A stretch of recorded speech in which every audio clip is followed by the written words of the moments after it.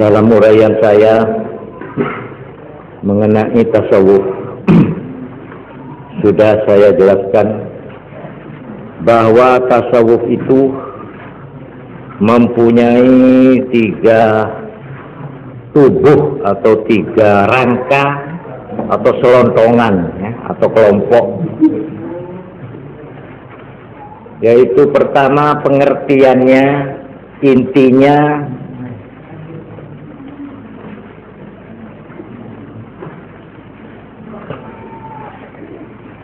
ini yang pertama, yaitu yang sudah saya terangkan, intinya tasawuf itu 2. Pertama al-faqr atau istiqor, dan yang kedua zuhud. Ini intinya. Lalu yang kedua mengenai kelompok yang kedua atau selontongan atau rangka yang kedua, yaitu tentang akhlak. Akhlak yang harus diusahakan, dilatih, sehingga akhlak itu dimiliki atau dipakai. Ini yang kedua. Ini yang malam ini akan saya terangkan tentang kedua ini. Ini belum pernah saya terangkan. Lalu kelompok yang ketiga, yaitu yang disebut adab. Yang merupakan amal-amal atau amalan-amalan, wiritan, dan tata cara untuk menghadapi tiap-tiap waktu dan tiap-tiap ada kejadian atau insiden. Ini jadi orang tasawuf itu ringkesnya yaitu, tetapi untuk menguasai ini itu yang sulingan apa itu? Hah? Pelorong? Iya, bukan di sini. Oh ya sudah.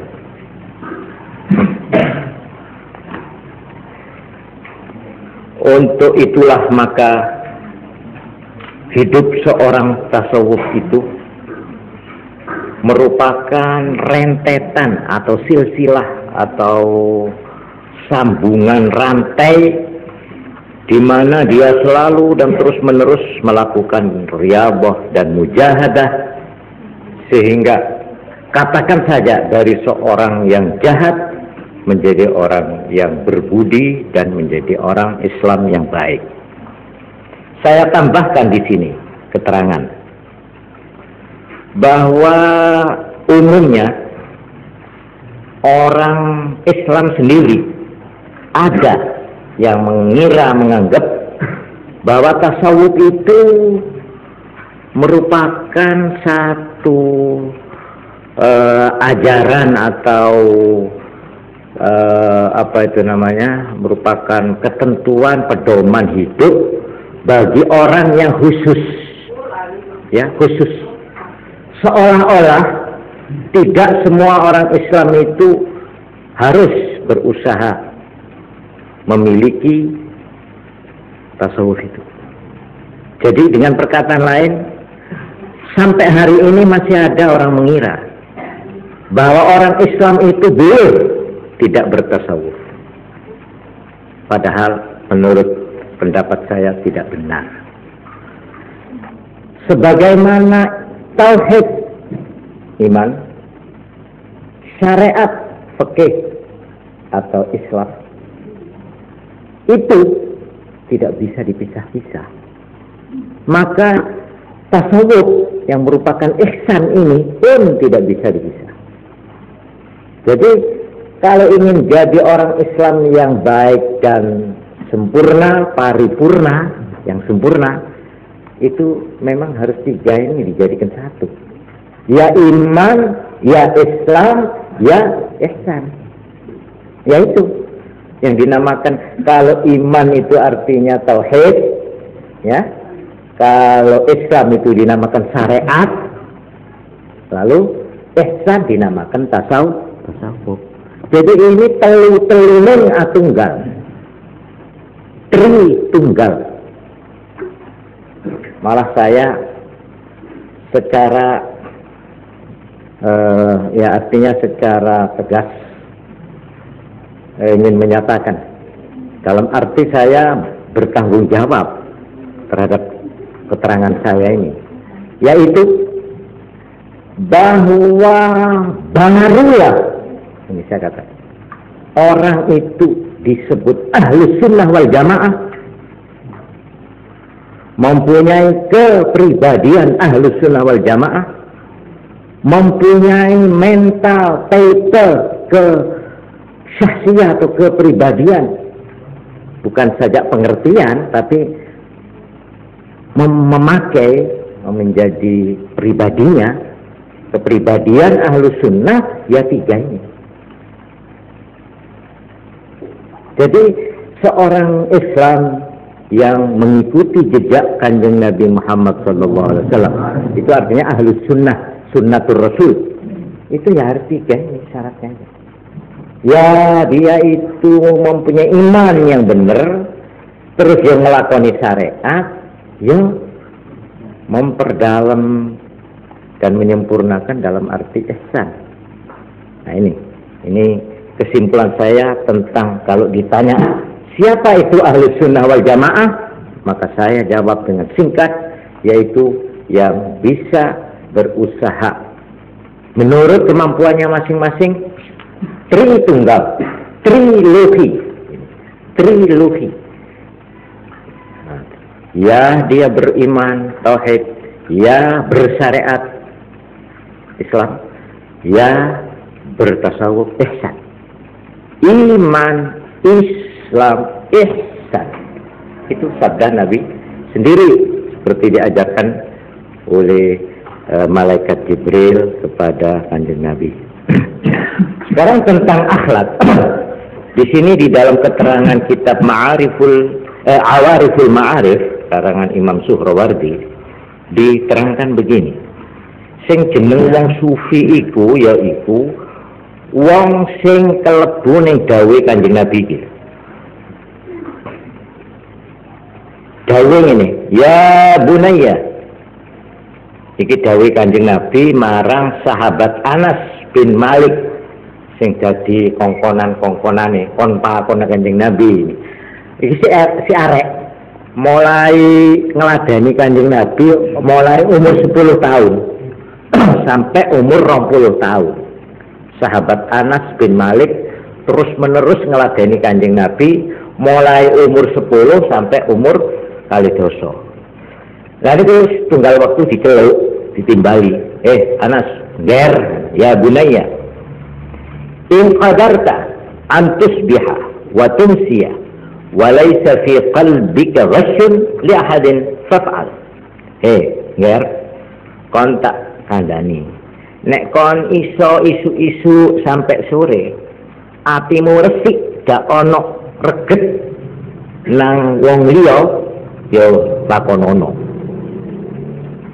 Terus gawe Kanjeng Nabi, ya bunayya, anakku, ger, wa dzalika min sunnati, iku perjalananku, iku tumindakku.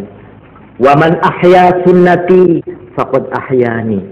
Sapa sing ngurip-ngurip sunnatku, lelampahan-lelampahanku, faqad ahyani, mongko berarti wong iku ngurip-ngurip aku. Seolah-olah saya ini dihidupkan kembali. Bukan dengan dipatungkan, ya monumen, patung supaya orang ingat. Kanjeng Nabi tidak begitu caranya. Siapa yang ingin, ya ini cara lafal nih, lafal pinjamannya. Siapa yang ingin menegakkan monumen Rasulullah Shallallahu Alaihi Wasallam, ingin menegakkan, katakan ya ini dengan tanda kutip, patungnya Rasulullah, maka hidupkanlah sunnatnya. Seolah-olah Nabi, katanya Nabi sendiri ini, seolah-olah saya hidup kembali di tengah-tengah kamu kalau kamu menghidupkan sunnatku. Wa man ahyani, dan siapa yang menghidupkan aku, kana ma'i fil jannah, maka dia bersama aku di surga. Ini sabda Nabi. Datang sahabat Anas bin Malik, kirangan niku pas umur pinten niku, tapi sing terang penjenengane niku mulai umur 10 sampai umur 20 niku ngeladeni Kanjeng Nabi. Nah niku satu waktu mendapat dawuh niki wau. Nah, teng mriki dikupas lajeng kalian para ulama-ulama sing jeneng ngurip-ngurip iku ya apa? Ngurip-ngurip sunnate Kanjeng Nabi ku ya apa? Nah, mereka dibagi 3. Siji, pertama kali uang iku nek cara wong berangkat lunga budal, mulai budal sing diperhatekno, sing disimpen yaiku dawuh-dawuhe Kanjeng Nabi. Aqwaluhu. Ya, dawuh-dawuhe. Kenapa dawuh Kanjeng Nabi itu sebagai teguhan? Pertama, ibarat orang berjalan bepergian aja lenang, kene kasih teguh ada.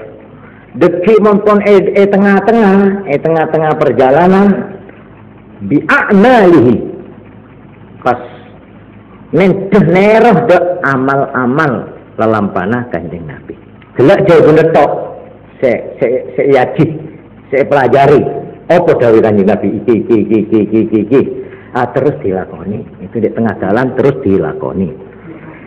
Nek wis dilakoni terus dalam perjalanan, akhirnya dia orang itu bi akhlaqihi. Nah, nggunakne akhlake Kanjeng Nabi. Jadi ki telu iki sing jeneng sunnati, ngurip-ngurip sunat kuwi iku telu.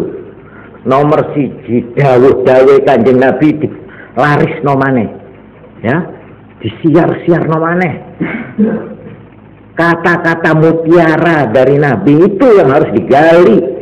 Ya, ini 1. Nomor 2, kita sendiri mengamalkan amal-amalnya Kanjeng Nabi apa saja, baik di dalam bidang ibadah maupun di bidang adat, di bidang adat kebiasaan di luar ibadah. Nah, itu amal-amal itu ditiru. Nah, itu yang kedua. Yang ketiga, ini yang ingin saya terangkan, akhlak.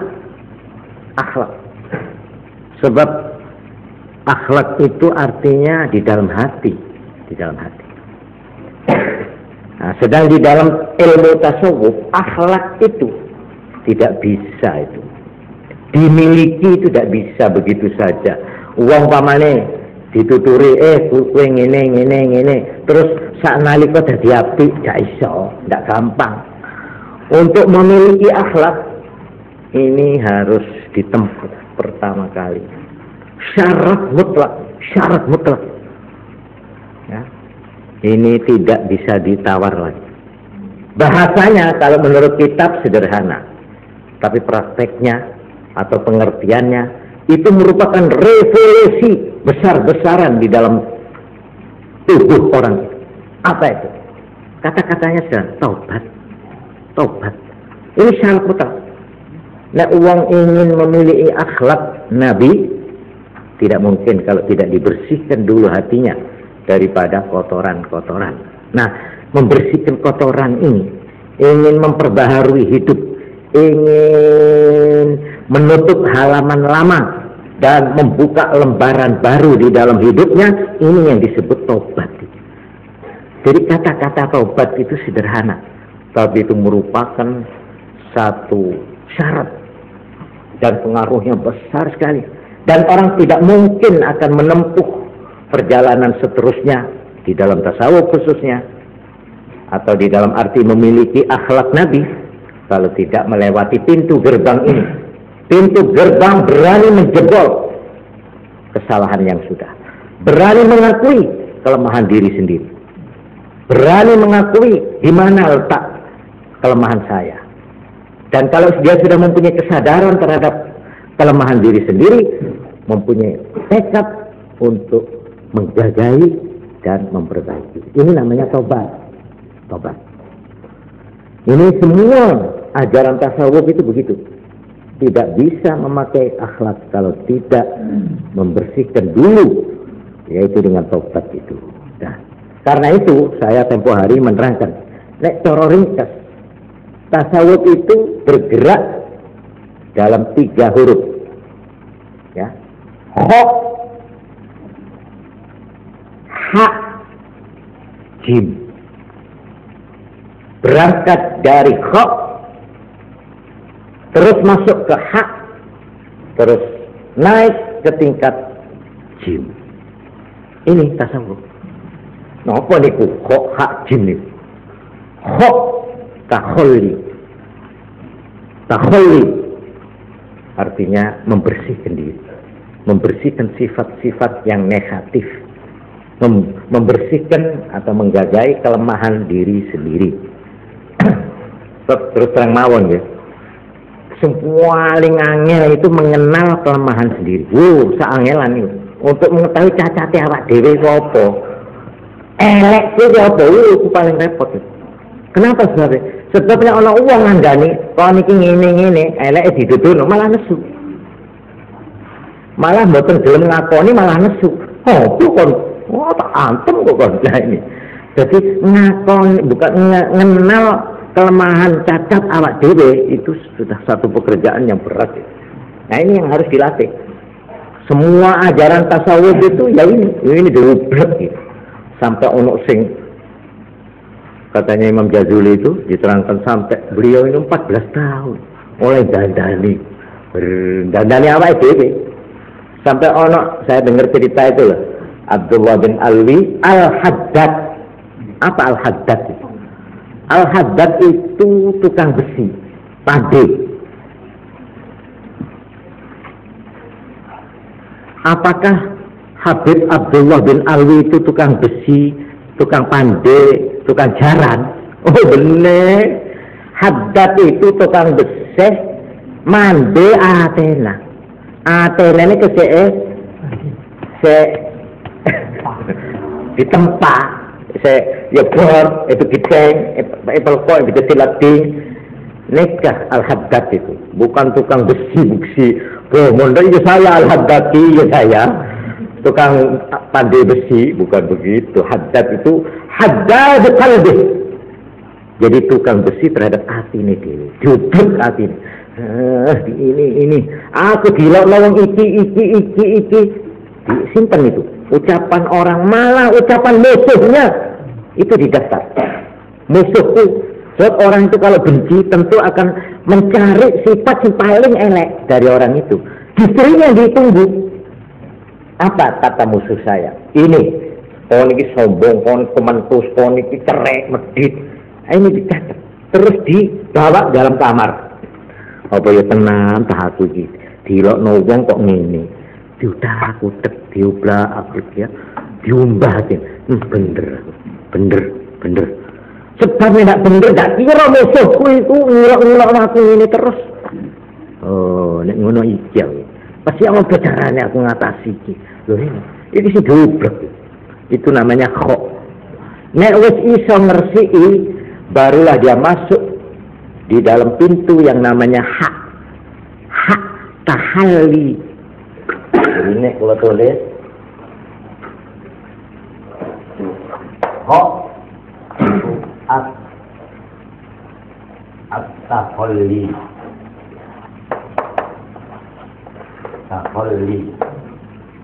Hak at-tahalli itu tulisannya podo.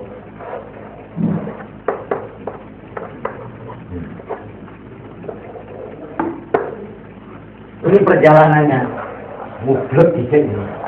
Ini kadang-kadang suwi. Nah ini berhasil, barulah kita itu masuk ke pintu yang kedua, tahalli. Maknanya menghias dirinya dengan akhlak yang baik. Nah ini akhlak itu di sini. Tahalli itu berhias, tahalli itu berseni. Tahalli menghias, artinya memakai sifat-sifat yang baik sehingga menjadi watak, menjadi akhlak. Bedanya sifat sama akhlak itu apa? Nek sifat itu gampang hilang. Sifat loman, ya loman, tapi sewaktu-waktu tok. Ya masih dipikir, jika ini benda ada itu. Ya tapi sih ndak gampang mesti dipikir, tapi nek tak kena apa duitku kalau ngakeh kok ndak. Oh ndak wis tak apa tak kena. Lha itu loman, tapi lomannya cuma sifat toh. Sifat itu nemplek menurut saya. Tapi nek akhlak itu sudah spontan dan otomatis. Tidak usah mikir, tidak usah dipikir. Itu bedanya sifat sama akhlak. Akhlak. Terus kalau ini sudah berhasil kita memakai akhlak, maka kita itu barulah masuk ke pintu gerbang yang besar, yang tidak berbatas. Yang ini dinamakan tajalli. Tajalli. Ini pintu besar. Ya. Ini pintu gerbang besar. Tajalli ini kalau bahasa tasawufnya Tuhan menampakkan diri. Ya, tapi bukan Tuhan itu menampak, bukan. Dalam arti kebesaran Tuhan, kemurahan Tuhan, alam gaib Tuhan, dan semua rahasia Tuhan dibuka untuk orang itu. Tidak ada rahasia.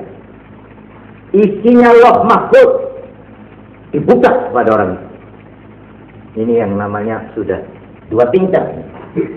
Tajalli ini ada yang disebut mukasyafah.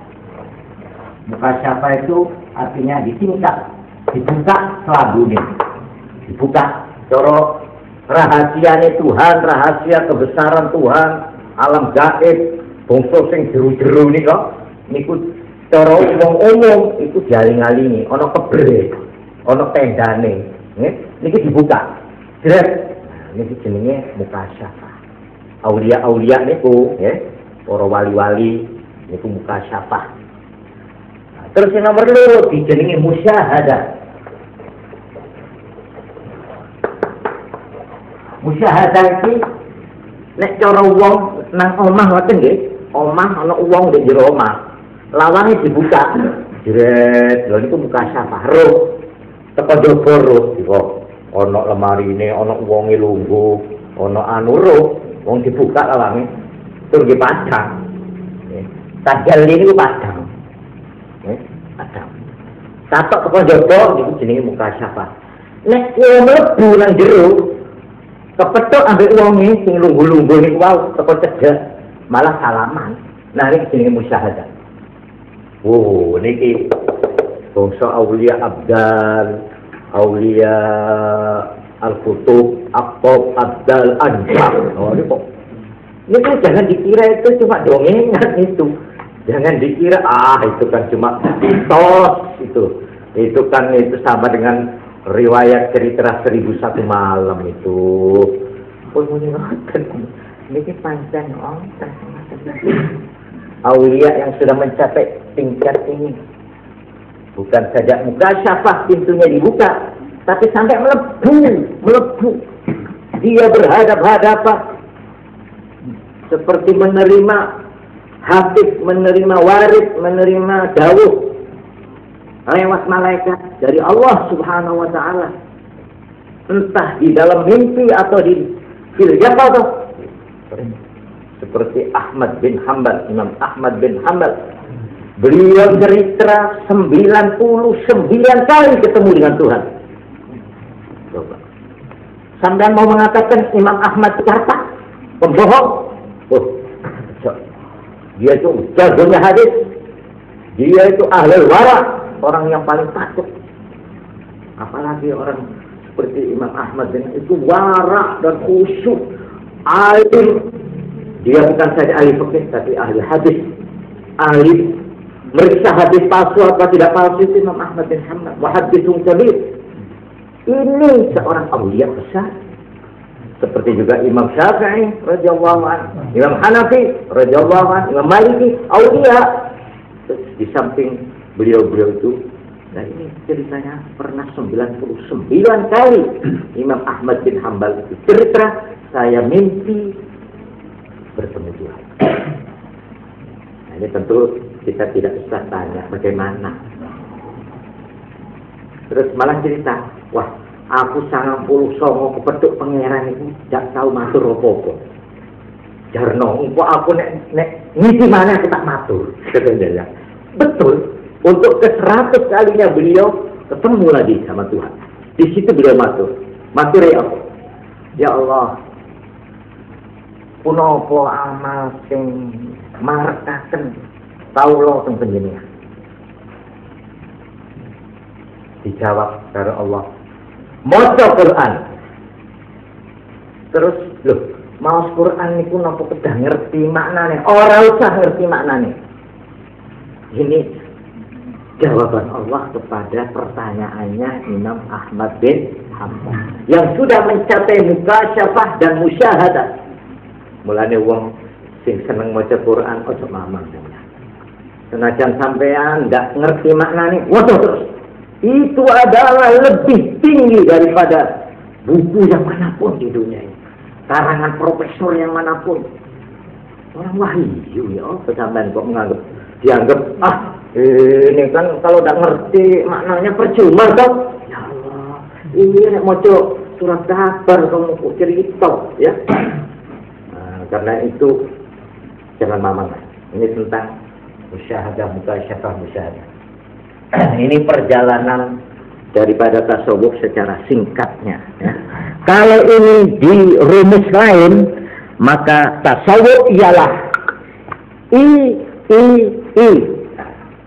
iman, Islam, ihsan. Nah, itu tasawuf. Atau dengan rumusan lain yang dinamakan tasawuf ialah menghidupkan sunnatur Rasul. Ya, seperti dawuh itu mau, ahya sunnati faqad ahyani wa man ahyani kana ma'i fil jannah. Menghidupkan sunnatur Rasul dalam 3 arti, yaitu memelihara aqwal Rasul, kata-kata sabda-sabdanya Rasul, 1. Dan kedua, a'malur Rasul, amal-amalnya dilakoni. Yang ketiga, akhlaqur Rasul, memakai akhlaknya. Orang yang berhasil menghimpun 3 Tritunggal ini, yaitu 3I, iman, Islam, ihsan, atau yang 3 tadi, aqwalur Rasul, a'malur Rasul, akhlaqur Rasul, itulah yang dinamakan tasawuf. Sekarang saya tanya kepada diri saya sendiri, apakah ajaran yang begini ini boleh orang Islam mengatakan? Tidak mesti orang Islam harus menjadi atau mengamalkan tasawuf. Nah, saya kira tidak. Tasawuf itu sama dengan fikih, syariat, sama dengan tauhid. Nah, sekarang saya tanya, apa boleh orang Islam tidak memakai tauhid? Boleh. Apa boleh orang Islam itu tidak memakai syariat? Tidak boleh. Hanya begitu juga orang Islam tidak boleh meninggalkan ihsan. Lah perkara kita bisa, ya diusahakan. Perkara ukurannya beda-beda memang. Itu tasawufan ilmu lebih itu wali-wali. Mau ngangkut mana lah? Tidak bisa kalau saya. Loh, bukan wali. Wali itu satu tingkat yang tertinggi. Lah perkara aba-aba seperti kita orang awam ini, ya tidak usah sampai begitu, ya. Ya kita menurut ukurannya lain-lain. Padahal begini lah ya, orang apa aja. Ya. Saya mau tanya, apa boleh orang Islam itu tidak mengerjakan sembahyang? Tentu tidak boleh. Cuma sekarang orang aborigin itu ada macam-macam. Ada yang karena sembahyang dia inna sholata tanha 'anil fahsya'i wal munkar. Dia menjadi orang yang persis tidak mau mengerjakan kejahatan karena sembahyang. Tapi ada orang aborigin sambil nyaut sandal lore. Nah, nanti itu bagaimana itu Pak? Lah ya memang sembahyang itu sendiri lain-lain tingkatannya. Ono wong sembahyang sampai diboyoi. Apa perlunya sembahyang? Jadi ini sing tidak seneng sembahyang. Sembahyang isi apa sing bujuki itu Pak Kaji bu, bujuki, nipu, dagang. Ya. Lah kok sing dia di masjid akeh sandal hilang. Apa perlu sembahyang? Nah, ini saya ingat jawabannya almarhum Kiai Abdul Halim Siddiqnya.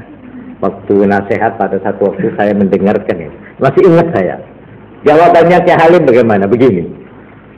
Iku jane sing kok sebut nipu, nyolong sandal, sing sembahyang. Itu sing sembahyang ngono itu. Oh, kemana tidak sembahyang jadi ini. Pak itu. Lah wong sing gak sembahyang nang masjid, gak syukur sandal, sak Quran itu digotong.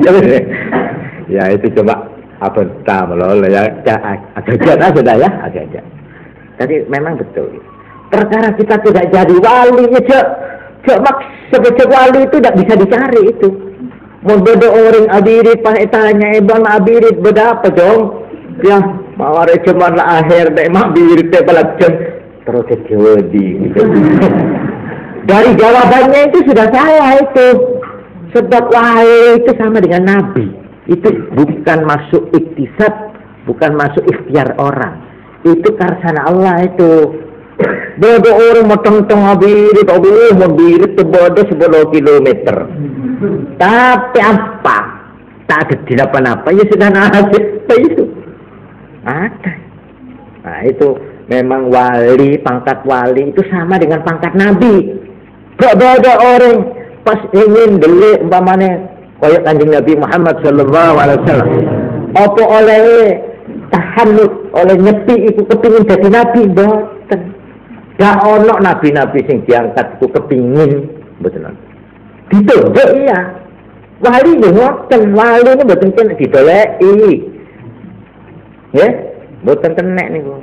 Ya perkara nglakoni, ya dilakoni. Perkara kok dadi tak dadi niku napa terus e pangeran nggih. Bene keparlo kula nggih bene ngelipur nih nggih. Orang itu menjahadah fina niki sidina Allah. Sepateng oleh nabiin latihan mujahadah karena dia naum subul itu aja gitu. Engkau tak ning alim tak alim orang. Engkau tak ning keturunan kiai tak keturunan kiai. Masih tukang reda kerjahadah fina lana dia naum subulana. Kau nggak pacet. Senajan orang tak alim tak benaran kiai jadi wali bisa. Pangerannya kan tidak terbatas. Beliau kan Tuhan itu orang. Apa kalau orang jadi raja itu harus keluaran sekolahan? Kudu orang kota, kudu orang pinter. Enggak. Orang Allah ngangkat orang tanah. Jangan. Ibu jadi ratu bisa. Menekat anak terang lagi kaisa. Tolut. Nah, cerita Tolut di Jalut. Nggih. Lah Tolut iku duduk anake penggede, duduk anake pembesar, duduk anak kutha, duduk wong pinter, duduk wong sekolahan, duduk wong tani. Tapi dituding di Allah, akhirnya diangkat jadi presiden, jadi kepala negara. Nah, itu sifat kongangnya Allah, sifat jaisnya Allah, itu terbuka.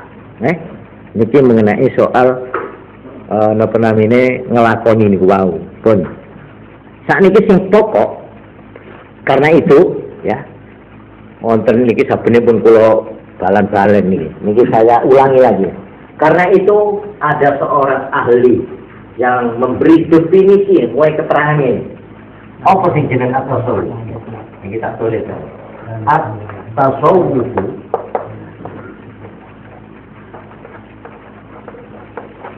at-tasawuf al-khuluqu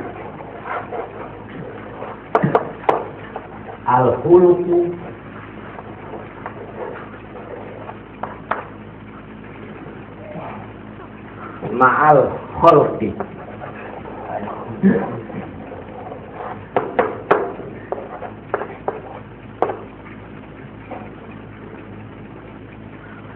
wasidqu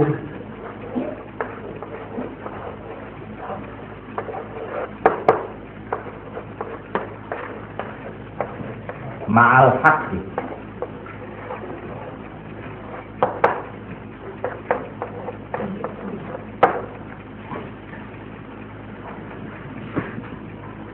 Ini sayangnya tidak diterangkan siapa yang mengatakan ini. Di sini cuma dikatakan qala ba'duhum fi ma'na tasawuf. At-tasawufu al-khuluqu ma'al khulqi was-sidqu ma'al haqqi. Tapi ini biarpun tidak ketemu sopo sing mengucapkan, wah saya betul-betul terpukau, ibarat orang apa itu mati kutu saya itu. Betul-betul ini tepat kena betul ini. Ya ini tasawuf. At-tasawufu sing jeneng tasawuf iku al-khuluqu, akhlak, berakhlak ma'al khalqi, dengan makhluk. Nah, ini tasawuf.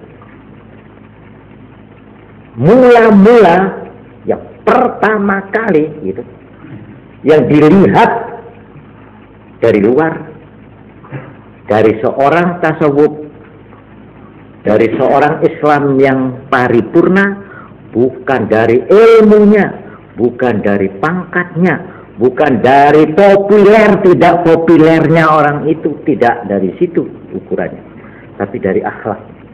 Bagaimana khuluqnya ma'al khuluqi ini. Kedua, wasidqu ma'al haqq.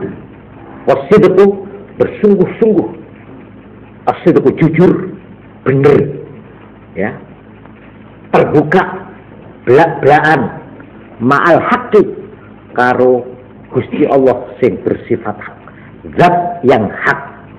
Al-haqqi di sini ini zat yang hak. Nah, mulane tasawuf niku nek digumbleng diringkes ngene iki wae. Duwe jalur dua. Punya ibarat pisau, matanya itu ada dua. Satu kepada makhluk, dua kepada Khaliq, kepada zat Allah yang hak. Hubungannya kepada manusia ditentukan oleh khuluq atau akhlak. Hubungannya dengan Tuhan ditentukan, ditandai dengan as-sidqu, jujur, apa adanya, lugu, terbuka. Kalau orang sudah bisa sampai di sini, orang itu berhak disebut sufi. Sufi.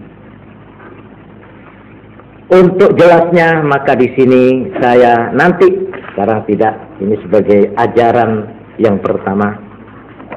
Kalau tasawuf saya sebut intinya itu dua, al-faqru, al-istiqar, dan zuhud, maka akhlak menurut tasawuf itu intinya, sarinya, pokoknya tiga.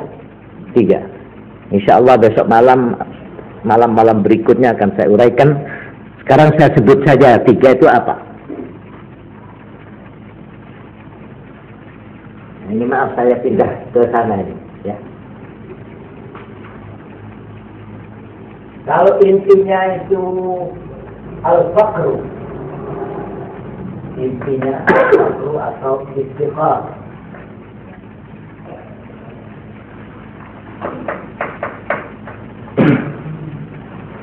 Dan apa? Az-zuhd.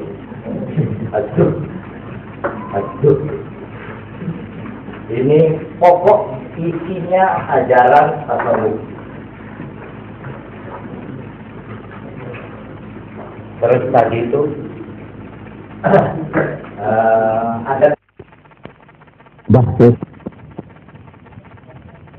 ada tiga kelompok yang saya maksud, yaitu inti ini satu, nomor dua akhlak. Nah, akhlak yang menjadi inti ajaran tasawuf, akhlak itu ada tiga. Satu, at-tawadhu. Nomor dua, adamu takalluf. Saya tulis saja dulu. Nomor tiga, ihtimalul adha. Jadi ini insya Allah mudah-mudahan dalam malam-malam yang akan datang akan saya coba menerangkan tentang tiga pokok dari akhlak di dalam tasawuf, yaitu pertama at-tawadhu, Apa itu tawadhu? Kedua, adamut takalluf. Apa itu adamut takalluf? Dan yang ketiga, ihtimalul adza. Saya kira karena waktunya cukup sekian dulu. Subhanakallahumma wa bihamdik, asyhadu an la ilaha illa anta, astaghfiruka wa atubu ilaik. Subhanakallahumma wa bihamdik, asyhadu an la ilaha illa anta, astaghfiruka wa atubu ilaik. Subhanakallahumma wa bihamdik, asyhadu an la ilaha illa anta, astaghfiruka wa atubu ilaik. Assalamualaikum warahmatullahi wabarakatuh. Assalamualaikum warahmatullahi wabarakatuh. Marilah sekarang saya meneruskan keterangan saya tentang akhlak yang dimaksud akhlak tasawuf yang 3 macam ini. Pertama, at-tawadhu.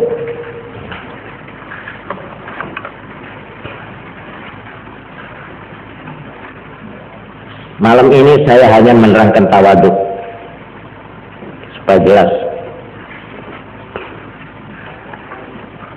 Dalil-dalilnya cuma satu, yaitu lelampah dan tingkah sifat serta akhlak Kanjeng Nabi Muhammad SAW. Ini dalilnya. Sebab kita mempunyai ajaran seperti kemarin saya tulis itu, ya, yang dijadikan contoh imam di muka adalah Gusti Kanjeng Nabi Muhammad SAW. Apanya yang kita pelihara atau yang kita ikuti? Kemarin sudah saya terangkan ada 3 ya. Aqwaluhu, 1, ucapan-ucapan sabda-sabdanya, hadis-hadisnya, ini aqwaluhu. Ini permulaan berangkat. Terus yang kedua, a'maluhu, amal-amalnya. Apa yang dikerjakan sehari-hari oleh Kanjeng Nabi? Ya, di dalam semua bidang itu, bidang rumah tangga, bidang ibadah, bidang masyarakat, itu a'maluhu, perbuatannya. Jadi kata-katanya, perbuatannya. Lalu yang ketiga apa? Akhlaquhu. Nah, ini akhlak-akhlaknya.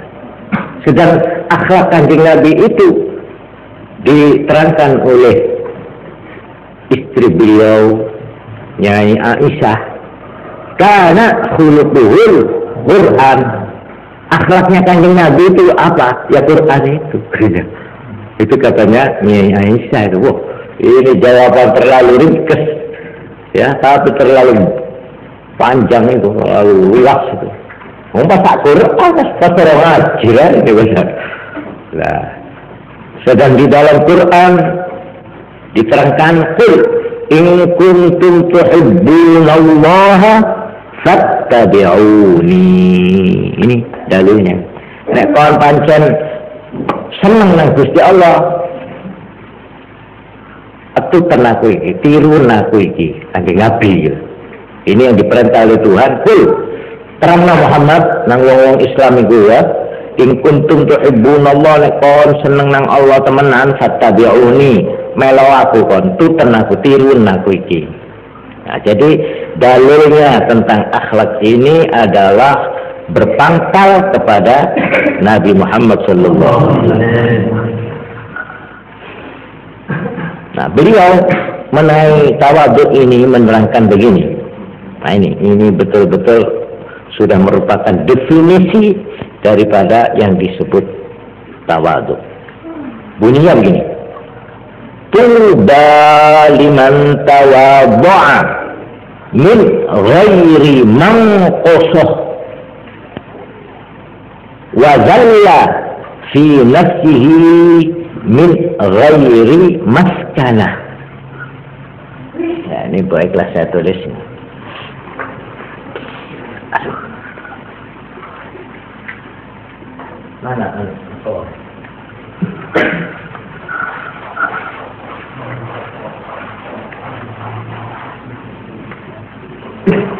Ini hadis tuba, berbahagialah. Tuba liman, bagi orang tawadhu'a, yang merendahkan diri. Tawadhu'a min ghairi, tidak karena mengkosong kelemahan atau kekurangan atau cacat. Dia bersikap merendahkan diri bukan karena ada cacatnya atau kekurangannya. Dia orang baik-baik, orang biasa, cuma merendahkan diri. Tapi kalau ada orang merendahkan diri karena memang cacat, karena apes, itu bukan tawadhu itu. Ya memang rendah itu. Wazalla, dan hina, ya merendahkan diri lah. Wazalla dan merasa hina, merasa jelek fi nafsihi, di dalam dirinya.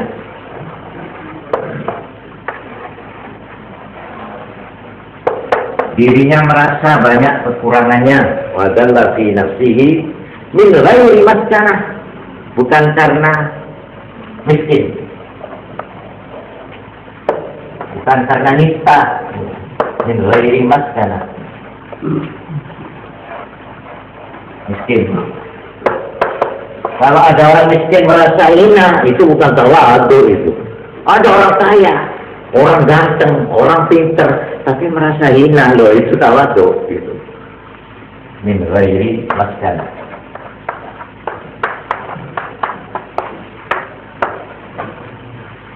Selain ini ada sabda Nabi yang terkenal sekali, yaitu ini: man tawadhu'a lillah, siapa tawadhu'nya itu karena Allah,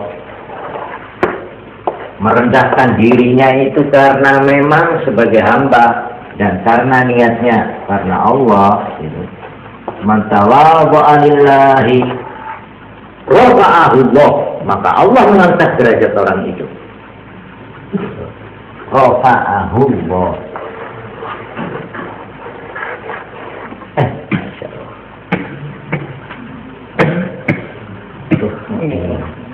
Oh,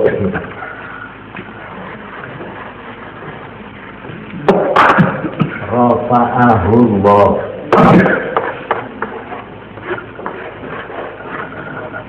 Rafa'ahu Allah. Siapa yang merendahkan diri, tawadhu lillah karena Allah, rafa'ahu Allah, mongko ngangkat ing wong mau itu Allah, sapa Allah. Orang itu tidak malah jatuh derajatnya atau turun nilainya, tidak, malah tambah tinggi, malah tambah simpatik, tambah disenangi oleh masyarakat. Ya berarti sebaliknya, kalau orang tak masyarakat tertepak masyarakat tak apa-apa, montas terabus masyarakat apa geger pangkatnya itu. Jadi man takabbara, ya itu khafadahullah, malah jatuh dia. Sebab apa? Ya memang ini ajarannya. Jadi yang dinamakan tawadhu di sini definisinya, diambil kesimpulannya begini: at-tawadhu, nah ini saya tulis di sebelah sana, at-tawadhu ri'ayatul i'tidali bainal kibri wad-dha'f. Ini definisinya, ini kesimpulannya. At-tawadhu yang dinamakan tawadhu,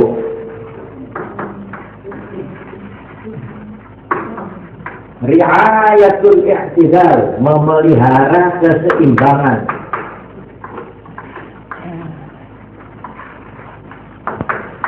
Memelihara i'tidal itu apa ya? Tengah-tengah itu. Memelihara tengah-tengah i'tidal, keseimbangan. Bainal kibri antara sombong, antara raja, kibri itu kabirun, raja. Bainal kibri, wadda'a itu rendah.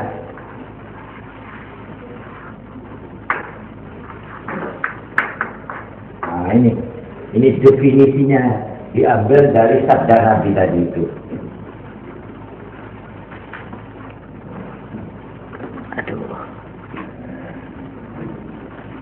At-tawadu'u ri'ayatul i'tidali bainal kibri wa dha'ati. Sing jeneng tawadhu yaitu ngreksa keseimbangan atau tengah-tengah, sedengan antara gumedhe karo ino. Lah itu tawadhu. Bisa lepas di tengah. Ndak keduren, ndak pengisoren itu. Iso ngrekso tengah-tengah itu tawadhu. Karena itu sabdanya Nabi tadi itu dengan perkataan lain beginilah nih cara gampangnya, cara kampungan nih. Wong sing ero ukurane dhewe. Lah niku. Gedhe pira meter lho umpamane nggih. Gedhe aku iki sak meter punjul pira? Umpamane swidak, umpamane nggih, sak meter swidak. Lah nek kula wis ero ukurane enak pun. Napa-napa niku lepas.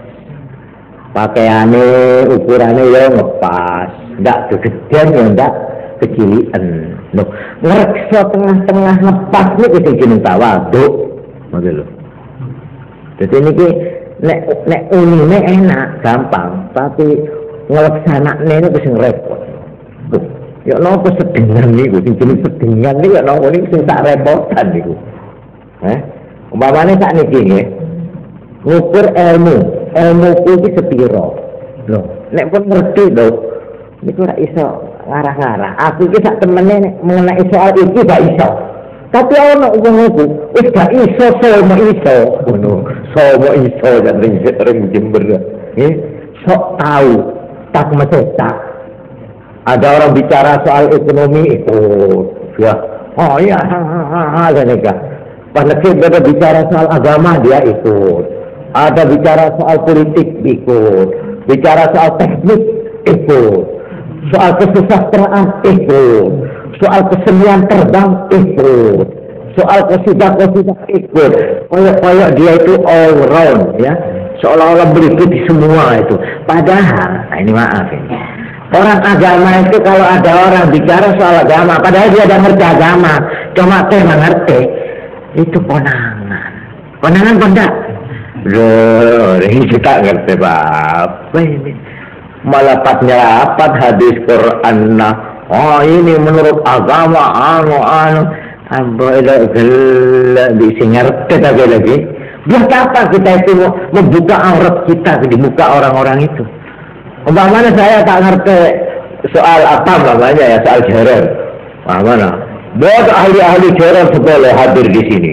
Pas saya tak nerang lagi tentang udah bima itu ya ini semester aku sudah belajar apa dari marok jadi otak itu mau bicara soal buntok cuma baru sampai buntok sudah mau ikut hadir dengan di tengah-tengah ahlinya udah ini padahal dia sendiri merasa wah saya semua bidang saya bisa. Tak ada gila diam-diam itu gila kapior ini. Pembatak sepur kepek gitu ya. Cuma tak ada gala caca orang. Tapi jatuh nilai orang itu. Tapi kalau dia itu kepes liro, ukurannya malah dihormat oleh orang dia. Iya kan enggak? Dihormat. Saya tak ngerti ilmu kedokteran, ada dokter apa. Saya di dalam bidang ekonomi saya dokteran terus. Tapi dalam bidang soal kedokteran saya SD, masih sekolah dasar. Ada dokter, kita bicara soal ekonomi, dokternya banyak mendengarkan keterangan saya. Tapi kalau sudah mengenai penyakit, saya diem, saya minta keterangan sama dokter. Oh ini yang cap jempol itu. saling harga menghargai di situ. Seperti Kiai Khazin sama Kiai Hashim Asy'ari, ya, Tebireng. Kiai Hashim Asy'ari Tebireng, Kiai Khazin Panji, tahu Panji, Siwalan Panji, ya, Sidoarjo. Ya Allah, terharu kita, terharu mendengarkan riwayatnya orang dua ini. Bagaimana? Nek wis wayahe Kiai Hashim Asy'ari Tebireng mulang Bukhari Muslim, Kiai Khazin melok jadi santri ini, coba ya. Tapi kalau sudah menerangkan soal fikih, Kiai Hashim mondok nang Kiai Khazin, coba. Ini itu malah tinggi itu, bukan tambahan rendah nilainya, tidak, malah ini dia orang yang betul-betul. Nah, ini namanya justru ini yang disebut tawadhu. Paham sudah ya? Jadi ini cara kampungan, tawadhu itu bukan Anda pasor merendahkan diri, pes-nepes gini itu. Bukan begitu tawadhu itu. Tak bodoh orang jalan di tengah, pangkir mikir. Kita yuk, lebat kiman yuk, lebat senten bagaimana? Baik coba alhamdulillah. Bukan begitu tawadhu itu, bukan begitu. Tidak, bukan. Karena itu Kanjeng Nabi Muhammad SAW pada waktu ada orang ini, ya, soal takwa itu. Ada orang itu mana bojong duduk nunduk, ya, sampai sudahlah. Padahal dia itu belum tua itu, duduk nunduk sampai melekok, dada melekok. Iya bang Kanjeng Nabi. Takwa, udah. Takwa itu di sini, bukan di sini, ya. Bukan melekok ini kesegataan takwa. Takwa itu di hati. Sesobat. Yang pengen Nabi. Dan kita jangan mengira ya Kanjeng Nabi itu badannya ringkis. Apa sebegitu gitu. Kanjeng Nabi itu mulai umur 53 justru mulai mimpin perang beliau. Coba gambarkan. Apa tuh kalau uang mimpin perang tak bawa begitu itu, gitu itu nggak bisa. Jangan dibayangkan Kanjeng Nabi itu ringkis. Enggak. Kanjeng Nabi hijrah itu ya, hijrah kan 40 tahun diangkat jadi Nabi, ya kan. Terus di Mekah berapa lama? 13 ya. Nah, 40 sama 13 berapa? 53. Nah, 53 beliau pindah hijrah ke Madinah. Persis tanggal 17 Ramadan tahun kedua dari hijrah. Jadi umur berapa beliau? Tambah 2. Nah, umur 55 beliau memimpin perang Badar di waktu bulan puasa. Coba bayangkan. Apa perang itu akan menang kalau dipimpin oleh orang sepak ubah atau ini? Mari, beliau ini bukan saya mengkritik, bukan, ini sebenarnya saya ingin membela Kanjeng Nabi saya. Jangan digambarkan Kanjeng Nabi itu tok enong pes-nepes, bukan. Umur 55 mulai mimpin perang, coba bayangkan. Ya apa? Oh, mimpin perang untuk jalan ini, musuh itu juga tegak. Kan gitu mestinya. Masa Allah, tak begitu tapi. Lah itulah ya. Jadi tawadhu itu jangan diartikan keliru. Tawadhu ini pengertiannya itu. At-tawadhu ri'ayatul i'tidal bainal kibri wad dha'f. Ini hakikatnya. Tapi di dalam keterangan-keterangan imam-imam yang lain diterangkan pelaksanaannya bagaimana. Nah ini caranya supaya kon iso tawadhu. Ini qala al-jala laula syarafut tawadhu kunna idza masyayna nahtur. Wa qala Yusuf ibn Asbat, Imam Yusuf bin Asbat pernah ditanya, ma ghayatut tawadhu, apa sing dijenengi puncaknya tawadhu? Qala jawabnya, antakhruja min baitika fala talqa ahadan illa ra'aitahu khairan minka. Nek kon kepingin takon apa puncaknya tawadhu, yaiku kon nek metu saka omahmu, kon ora kepethuk sapa wae angin kok anggap iku luwih apik timbang kon. Nggih. Wah niki sing anyar niki. Nggih. sampean keluar dari jongkok, pas ngerak abe setepaki jalan, angkat kenika lebih saya tentang sampean. Neka ilmu namun terok nganggu neka. Mulan melarat, meskipun sedengan melarat, tidak remah. Kalau kita keluar, ketemu siapa saja, supaya menganggap itu lebih baik dari saya. Tidak remah itu. Padahal biasa tidak begitu biasa. Kan iya toh?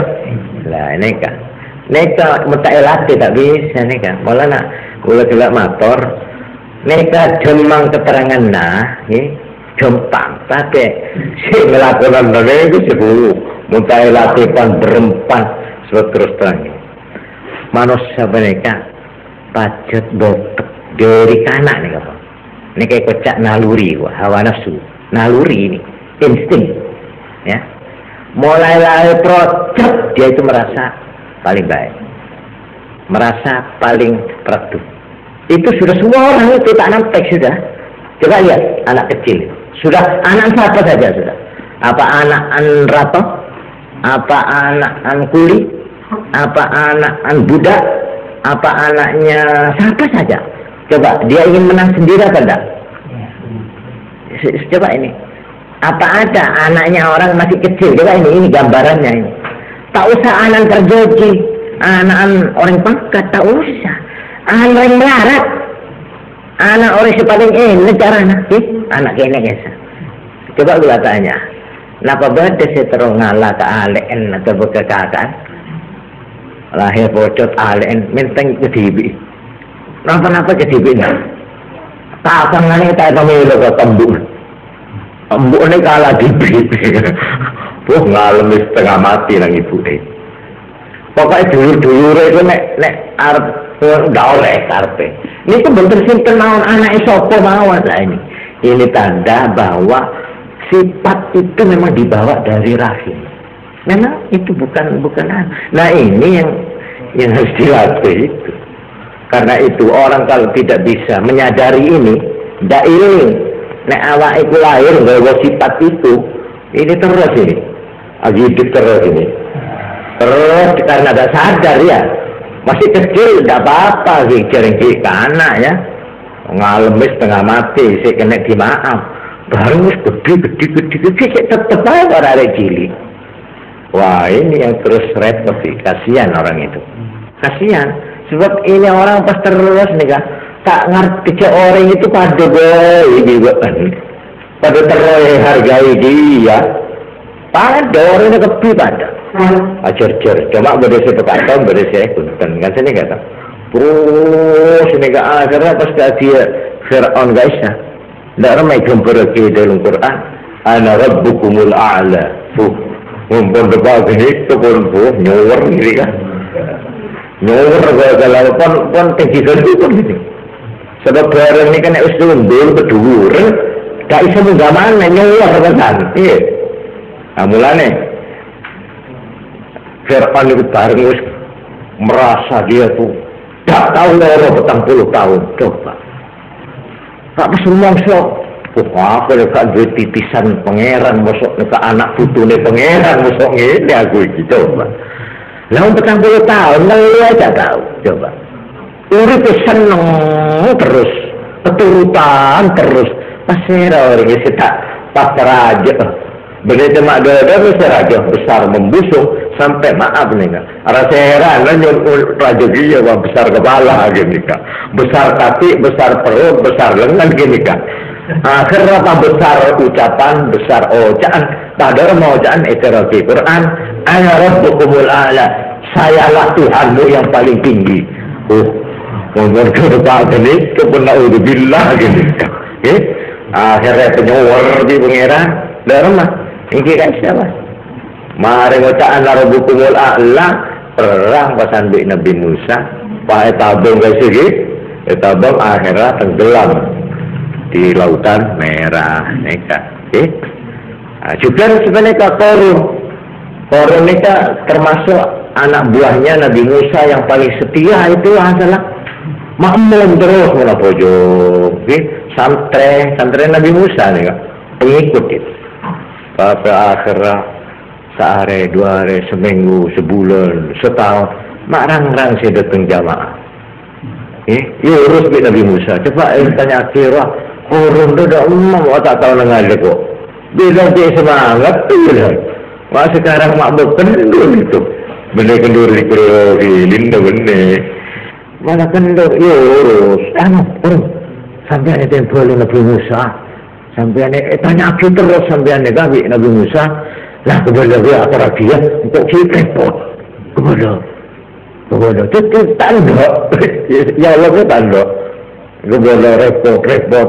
Jika nanti ini kah tepat tong-tong ke tiba. Wah akhir sobung salah keru mereka orang si soki enggak korum. Okay. Sampai ke berbagai Quran dharma guys ya. Usbatun guys ya dharma.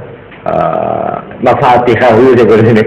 Ini kunci itu kunci dalam lemari dah korum. Mereka buat pasukan sendiri. Jadi ada 1, 2, 3 batalion barisan yang hanya tugasnya itu membawa kunci coba. Dari suki nggak genit gitu. Tapi akhir TBN ini ke akhir pas nyenglah pasti benar masa. Engkau beri kesokian dari dia. Arya tangkan aja engkau arya kelebullah. Mereka pasal jangan ni kesini. Berarti nyerak hati. Saya nggak sampean wah. Kalau saya di dunia sudah diberi begini kekayaan oleh Tuhan, ini artinya saya nanti kalau mati lebih kaya lagi saya. Sebab saya ini kekasihnya Tuhan. Kalau tidak kekasih, masa saya diberi kekayaan seperti ini? Itu korun. Akhirnya ini siapa kan? Barang tepak upacara apa sih? Pada ibu ngolah. Apa datang peluit sini kan dari pangeran, peluit sini kan. Pas jawab mah. Mabah kecil alershot dia. Belum pada istana anak Aisyah. Fondamennya itu pas ngelorsot ke dalam tanah. Gerak. Terus dia satu jemputnya dia. Dimakan oleh tanah. Termasuk korunnya juga. Jadi harta kekayaan karun yang berkamar-kamar ambles di dalam perut bumi. Karena itu disebut harta karun. Harta karun itu artinya harta pendeman yang ada di Walamek berdari kekayaannya korun itu. Jadi kalau ada orang menemukan kekayaan di dalam tanah, itu disebut harta karun. Nah, ini sebagai gambarannya. Nah, jadi sekarang soal ini memang sifat watak. Tak usahnya lagi orang membaca berenak kanak minta menang hidup itu sudah watak. Coba soalnya kita itu bagaimana ngeluh. So gini, kalau sampai ini mengkelir ya, sifat dia merasa lebih baik, dia merasa paling menang, ini ditindas oleh ayahnya. Ditindas, akhirnya dia menjadi rendah diri. Ini lebih berbahaya lagi, lebih berbahaya. Aduh, kok bisa apa kok lain. Ini menjadi putus asa di dalam hidup. Mau usaha, masa bisa saya, tak kira bisa soki saya kira. Nah, sambil merek-merek. Bantah sekolah aduh saya dah bisa. Jadi saya orang naring putih saya senega sambil shot mulai shot senega. Ini lebih berbahaya ini. Tak boleh ini. Jadi orang terlalu sangat tasen yang berbahaya. Kemabuan yang berbahaya. Karena itu sahabat-sahabat Nabi Muhammad SAW itu digambarkan di dalam Quran surat Al-Fatah atau surat Muhammad itu. Saudara Malaysia. Masya Allah. Kazar'in kasihlah. Asyidda'u 'alal kuffar. Berapa? Ruhama'u bainahum. Oh, ini tangan tuh. Asyidda'u 'alal kuffar. Bersikap gagah, tegas. Ayo, tak terletak kon, tak untal malang kon. Tapi kepada siapa? Kepada kufar, kepada musuh di medan perang. Ayo, Ini. Dah, boleh itu. Dokter, santri sini, umat Islam sini, mau apa keletakkan kok? Boleh begitu. Tapi alal kufar. Itu sahabat-sahabat Nabi itu, masya Allah. Kalau malam itu sudah di masjid itu tunduk semua, lelok tapi neng begini, sunyi sepi, duit. Kalau sudah dikiran, Allah, kayak orang lutur, kayak orang sindang diotot itu. Sampai tiarani ruhbanun fil layal. Mereka kalau malam seperti pendeta, tapi luyutun fil nahar. Tapi kalau siang seperti macan mereka. Bisa kita seperti itu, mari. Mau malam enggak pandita, aduh. Astagfirullahaladzim. Lama lu nikah, tenang. Tapi kalau sudah dicul di medan perang dia, luyutun mereka macan semuanya. Keletaklah itu asyidda alal kufar. Itu sahabat Nabi itu ya. Ruhama'u bainahum, cinta kasih andap asar nerimo bainahum antara teman-temannya. Itu apalagi terhadap kanjeng Nabi Muhammad sallallahu alaihi wasallam. Aduh, itu ada penyelidik ini ceritanya ada penyelidik dari Romawi itu kirim orang mata-mata, coba selidiki ono bagaimana itu Muhammad sama sahabat-sahabatnya itu. Ini kok nek perang kok menang terus. Apa rahasia ini? Coba selidiki ono. Ono sudah. Ya, nggak pura nyampur. Baru didelok mulai deh laporan. Pun pantes nek menang perang gitu. Lho apa? Pun. Kula mboten tahu kata kaya niku pun. Ya apa? Kanjeng Nabi Muhammad itu pun kaya rakyat biasa. Nek wis jagongan ngoten niku gak iso bedakno endi sing Kanjeng Nabi, endi sing sahabate. Padha mawon to. Cara-carane iki wis padha. Pun tapi nek Kanjeng Nabi wis dawuh jarene si laporan niku. Ya Allah, wong sak masjid sak lapar niku dingkluk kabeh. Gak ana wong sing wani guneman bisik-bisik mandalan. Kok bisik-bisik? Delok Kanjeng Nabi dawane, ngangkat mukanya melihat tidak berani. Begini. Sampai dikatakan ka'anna ala ru'usihim tuyur. Seolah-olah di atas kepalanya sahabat-sahabat itu ada manuknya. Karena ada manuk tak kok mek buru begini nek boy. Bagaimana pilih sekolah pas ngeper burung itu. Nah, begitu sikap para sahabat-sahabat itu kepada Nabi. Tapi ada seorang sahabat yang namanya siapa itu? Abdullah siapa? Waktu ngadep Paris, Ratu Persia diutus Kanjeng Nabi. Dari muka itu dia tidak turun. Dia tidak ratu kan? Turun. Itu. Jadi baru masuk dari pintunya itu suruh nunduk. Pokoknya shotnya melaku. Tidak mau dia. Jalan saja dia itu. Klak gitu. Itu jalan biasa. Itu untuk itu raja tuh. Loh, saya tidak usah begini sama Kanjeng Nabi. Apalagi sama raja ini katanya. Dia raja tapi kan manusia. Masa kurang cukup hormat saya berdiri begini ini. Iya saya mentak pesan malang kerik. Enggak, aku biasa. Enggak mau dia itu suruh begini berjalan Arabka itu tanda. Enggak lah biasa. Pedangnya ditaruh. Pedangnya sahabat. Ya sopan tuh bukan aja. Enggak bisa. Saya sama pedang ini nyawa saya ini. Jangan tahu suasana perang itu. Pas suruh sahabat di rumahnya musuh, di paper dari suruh sahabat. Bolanya habis sekarang atau musuh. Oh boleh kempai tiga saya. Enggak bisa saya. Ini kelewang nyawa saya. Enggak bisa. Kalau siapa yang ambil pedang saya yang berarti harus melalui mayat saya dulu. Itu boleh. Ini orang yang kalau bicara di muka Kanjeng Nabi itu nunduk begini. Nah ini laporannya mata-mata itu begitu. Kalau malam seperti pendeta, tapi kalau siang seperti macan. Ini tawadhu. Yang itu tawadhu. Riayatul i'tidal, menjaga keseimbangan, tahu di mana dia harus berbuat ini. Lebih dari tawadhu berbahaya, saya katakan. Nek uangku putus asa, rendah dirinya, rumoso dak kanggo, rumoso tak keradu, bahaya itu, bahaya. Itu jadi orang terbuang nanti, kasihan. Tapi sebaliknya orang yang tak mesetak pasti pas anaro buku ulala ya berbahaya juga. Cuma berbahayanya lebih kecil daripada yang ini. Kenapa? Bahayanya ini paling tak kendal orang gitu aja. Tapi mulai kecil lecah ini mau tak berjoget, tak bisa joget, cuma enggak bola saya bicara saja. Benang dasar itu bagaimana benang? Anda ditegakkan itu tak bisa, betul teguh mereka.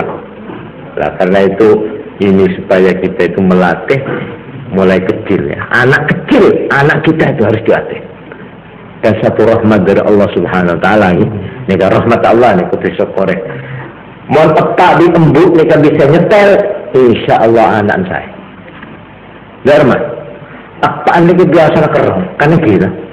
Kerang biasa kirang-kirang dari juga orang laki, mereka saya laki kerang, saya bine, saya laki sebar, saya bine kerang berada. Cuma umum loh, saya laki mereka kerang. Dan suara narajo pak nih pak. Orang laki ini kan pun dewasa suara wah maksudnya pak maharaja.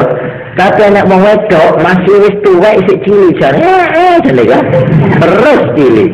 Niku nopo perlu nih. Nah niku satu rahmat Allah niku. Anak ini lho. Anak ini ku pokoknya digegari bapak terus bayu nang ibune. Ngerti lho. Jadi tidak sampai mati anak ini. Ya, lek kegerak disentaki terus, nggih. Akhirnya putus asa, pecah. Ibaratnya kocok pecah. Lalu dikituhi terus lho bapak. Nggih. Tapi lek diingetnya tok, nggih, malah dadi tanah lembu mungkin.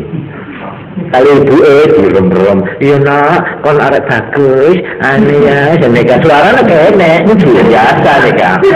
Neka pas setengah kelir neka anak neka, dari senengah. Macam uang ini anak cilik nih, kon milih kon pilih di bapak atau ibu, mesti ibu mesti waktu itu didongengi, ya. Apa coba? Ya, agak berkaman. Anak teman apa itu? Pipas. Masih itu mengganggu orang tidur ya. Ayo kawan. Mau embun jaga masih kemek. Si guru tidur jaga ngompol mana? Angke kalah ini kalau. Memang maksudnya Tuhan itu supaya manusia itu hidup tawadhu. Sedengan antara cepitan wong loro iki. Dogone brengose wong tuwa lanang, suarane sing koyo gledek niku arep sundul otak masih tekan anak jawani, "Lho bapak." Lah, iku wedi. Oke, bae saut-saut bapak nek nang sang nang brengose bapak sebelah enak. Durung godone pecute tangane bapak itu aku tahu gagal cekel itu terus dia naik nek arep lepone iku badhe takabur badhe gumedhe badhe menang dhewe wedi tapi dheweke niku nek wis ngoten diusul sampe ibuke digedhekno atine mbek ibuke dadi mesti ngisep nggih kempes mlebu malih ngoten karena ibuke jadi melembung kempes, akhirnya tadi sedengan, ngerti lho. Niku nek iso nyetel, nggih. Niki sing nom-nom iki besok nek duwe bojo ben ngerti, nggih. Nah, itu rahasianya kenapa suara orang wedok itu kalau sudah balik tetap saja. Tetap kiri, halus malah kadang-kadang tambah api. Tambah api. Mulane nek kon kurang wong wedok menang. Nek wong lanang coba ditenono. Umur 13 tahun terus mulai sekarang terus mulai setorang terus mulai cara motor terus mulai waktu-waktu tambah gede tak berubah mulai ahli kurok wong lanang gawet suara apa mana suara rokok rusak gak iso musabakoh niki wau keterangan tawaduk niku nggih dadi nek iso tengah-tengah insyaallah ini ku maksud Kalau orang sudah bisa di tengah, dia dicul di mana saja bisa hidup dia. Sebab dia tahu diri, tahu ukurannya di mana saya itu, di sini. Ya, baik. Tak gampang dikertak orang, tak gampang. Dihina orang, tak gampang, ambles. Dibawa orang, tak gampang mundur. Dilem orang. Ini cap jempol, ini kiai, ini. Pas begini dah.